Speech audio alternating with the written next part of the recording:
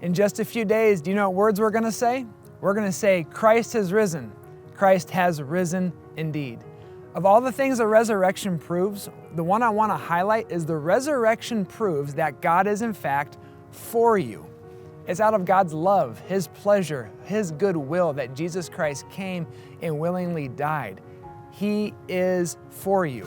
Now, if you look at the biblical story, just 72 hours prior to Easter morning, you have Good Friday. We're going to worship on this day as well. That was a time where people were distraught, confused, wondering how could God let this happen? I thought Jesus was supposed to be the one to save us, and now He's dead?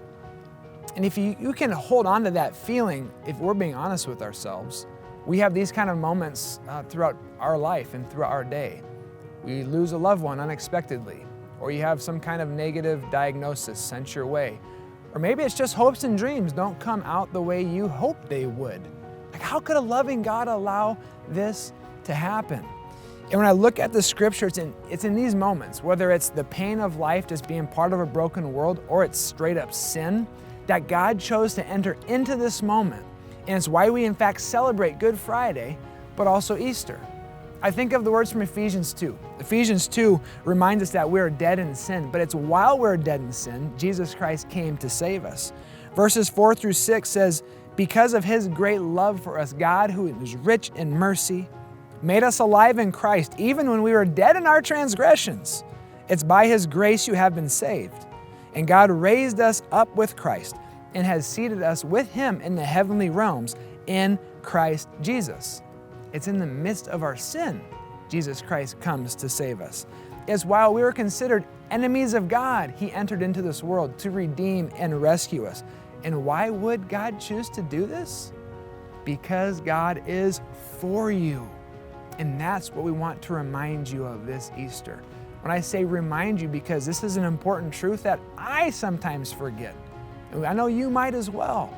God is in fact for you, and the resurrection reminds us of that very thing. That even in the midst of loss, we can experience joy.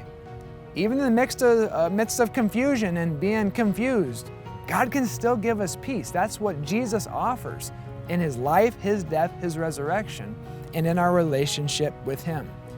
God's motivation for loving you, for being for you, is simply His good pleasure and His will.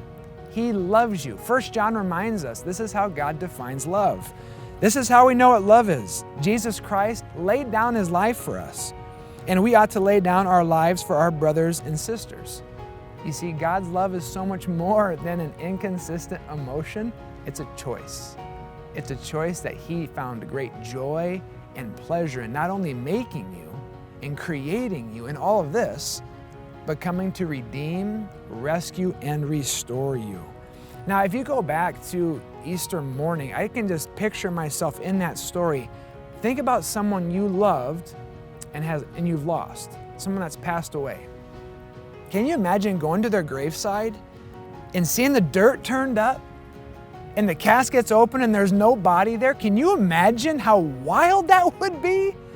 And then to find an angel sitting there and say, hey, your loved one, they're not here. Your loved one's alive. Like the emotion, I could cry right now just thinking about like how personal that is even for me. You enter into the story and the women show up and the stone is rolled away from the tomb. Where's Jesus? Where's He at? Where'd He go? What happened to His body? And then there's the angelic host waiting for you. Christ is risen. He is not here. Go find Him somewhere else. That, my friends, is incredible news. It reminds me of what Jesus said, foreshadowing what He was about to do on Easter morning. Go back to the Gospel of John. Look at John 10, verse 18. Jesus, talking about His life, says, no one takes it from me. I lay it down on my own accord. I have authority to lay it down, and I have authority to take it up again. This command I have received from my Father. And so as Christians, you and I really need to celebrate Easter every day, because the resurrection has changed everything. You go to the cross, there's no body on it. You go to the tomb, there's no body there. God is in fact for you. I look forward to celebrating Good Friday with you. I look forward to celebrating Easter with you and saying He is risen. He is risen indeed. God bless you.